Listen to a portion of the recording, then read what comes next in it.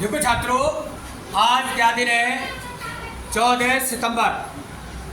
14 सितंबर को हमारे भारतवर्ष में हिंदी दिवस मनाया जाता है। हिंदी दिवस इसलिए मनाया जाता है, अक्सर देखा है तुमने, घरों में, स्कूलों में, टेलीविज़न पर, सरकारी कार्यालय में और हर जगह इंग्लिश में बोलने में अपनी शान समझते हैं, अपनी रेपुटेशन समझते हैं, अपनी इज्जत ज़्यादा समझते हैं। सामने वाले को बेवकूफ़ समझते हैं कि सामने वाले को इंग्लिश नहीं आती है तो इसका मतलब वो बिल्कुल कुछ नहीं जानता। इंग्लिश का इतना दबदबा है हर जगह कि इंग्लिश बोलने वाले की वैल्यू बढ़ जाती है कि अरे ये तो फर्राटेदार अंग्रेजी बोल रहा है, फर्राटेदार अंग्रेजी, और ये दूसरा बच्चा या इंसान हिंदी बोल रहा है तो इसकी कोई वैल्यू नहीं है। जबकि हम हिंदुस्तान में रह रहे हैं, हमारी मातृभाषा जो है वो हिंदी है। क्या चीज़ है? हिंदी है। हिंदी में ही हमें ज़्यादा से ज़्यादा आपस में बात करना चाहिए, जिससे कि हम समझ सकें कि सामने वाला हमसे क्या कहना चाह रहा है, अपने दिल के उद्गार कैसे कहना चाह रहा है, उसको हम हिंदी में आसानी से समझ सकते हैं। और हमारे भारत में सबसे ज़्यादा विश्व में हिंदी बोली जाती है, भारतवासी ही हिंदी बोलते हैं। तो हिंदी बोलने में शर्म काहे की? हिंदी बोलने में शर्म किस लिए? लोग शर्म महसूस करते हैं कि हिंदी में, यानी इसको इंग्लिश आती है, मुझे हिंदी आती है और मैं बेकार हूँ, ये अच्छी है, ये अच्छा है, ऐसा नहीं सोचना चाहिए। तो जब हमारा देश आज़ाद हुआ था, भारतवर्ष आज़ाद हुआ था सन 1947 में, 15 अगस्त सन 1947 में जब आज़ाद हुआ। आज़ादी से पहले अंग्रेज थे यहाँ पर, अंग्रेज शासन करते थे, तो वो तो हिंदी बोलते नहीं थे, बोलते भी थे तो टूटी फूटी बोलते थे, जिससे कि हम यानी हिंदुस्तानी की बात समझ सकें वो, लेकिन ज़्यादातर वो इंग्लिश बोलते थे। वो अपने को बड़ा सुपीरियर समझते थे और इंडियंस को सुपीरियर नहीं समझते थे। तो जब भारत आज़ाद हो गया अंग्रेजों से, अंग्रेज इंडिया छोड़कर चले गए विदेश और भारतीय शासन यानी लागू हो गया इंडिया में, भारत का। तो 14 सितंबर सन 1947 को, 49 को एक संविधान सभा हुई। संविधान सभा में बहुत से विद्वान लोग बैठे थे, जिसमें हिंदी के भी थे, अंग्रेजी के भी थे। तो उन्होंने क्या कहा?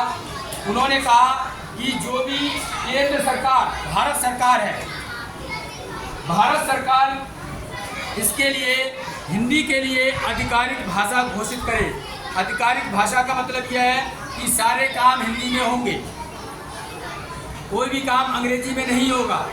जब हिंदी में होंगे तो सारे भारतवासी अच्छी तरीके से समझ जाएंगे, क्योंकि हिंदी हर प्रदेश में, हमारे जो जितने भी प्रदेश हैं सारे प्रदेश में हिंदी बोली जाती है अधिकतर में। एक आध को छोड़ के इंग्लिश बोली जाती है, कन्नड़ बोली जाती है और भाषाएं बोली जाती है, लेकिन हिंदी ज़्यादा से ज़्यादा बोली जाती है। तो 14 सितंबर 1949 को संविधान सभा में ये डिसाइड हुआ था कि केंद्र सरकार की जो भाषा होगी, जो भी लेटर जारी होंगे, जो भी योजनाएं आएंगी, सारी योजनाएं हिंदी में होंगी। इसमें होंगी, हिंदी में होंगी। इसके लिए बहुत सारे प्रयोग, बहुत ही कोशिश की हमारे भारत के महत्वपूर्ण राइटर्स ने। वो राइटर्स कौन कौन थे? काका कालेलकर, ये हिंदी के बहुत अच्छे विद्वान थे। इन्होंने बहुत कोशिश की कि हिंदी को ज़्यादा से ज़्यादा बढ़ावा दें।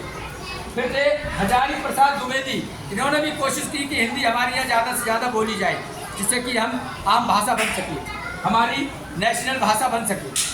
सेठ गोविंददास, इन्होंने भी बहुत सारे अथक प्रयास किए कि 14 सितंबर के लिए क्या मनाया जाए? हिंदी दिवस। किन ने अथक प्रयास किए? काका कालेलकर, हजारी प्रसाद द्विवेदी, सेठ गोविंददास ने बहुत सारे कोशिश की। कब किए? जब यानी 1949 में संविधान सभा में डिसाइड हुआ।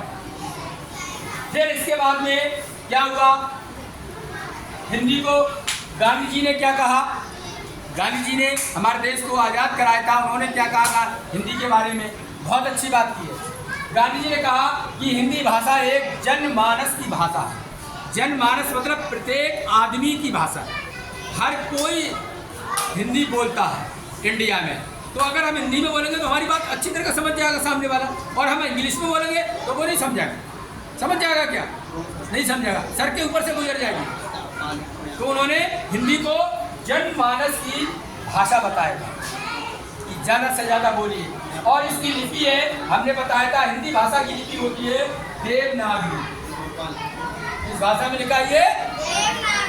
तो हिंदी दिवस पे ही एक मुद्दा उठता है कि इंग्लिश कम से कम बोली जाए, इंग्लिश कम से कम लिखी जाए, है हिंदी भाषा के ही दिन 14 सितंबर को ये मुद्दा उठता है। लेकिन हर ऑफिस में, सरकारी ऑफिस में, विद्यालय में सब इंग्लिश बोलने का अपनी क्या समझते हैं, रेपुटेशन। ये हमारी इमेज बहुत ज़्यादा बढ़ गई। तो इन चीज़ों का प्रतिबंध लगाना चाहिए हमारी सरकार को। ऑफिस में, सरकारी कार्यालय में, संचार माध्यम में, संचार माध्यम टीवी वगैरह में अंग्रेजी पर प्रतिबंध लगाएं।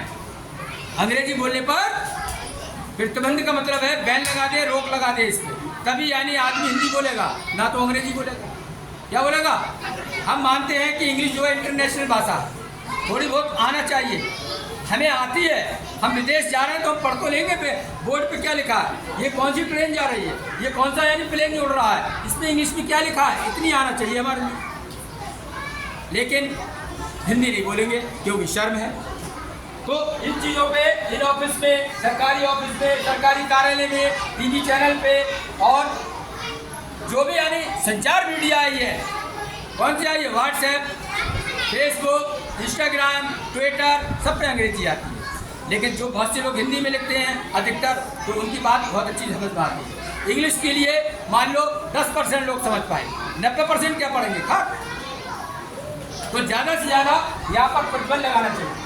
अब यानी स्कूलों में जब यानी ये संविधान सभा हुई 1949 में, उसके बाद 14 सितंबर 1953 को हिंदी को हमारी देश की आधिकारिक भाषा घोषित कर दिया कि हम हिंदी में ही बात करेंगे। कब हुआ था? 14 सितंबर 1953 को। और हर वर्ष हिंदी दिवस मनाया जाना लगा।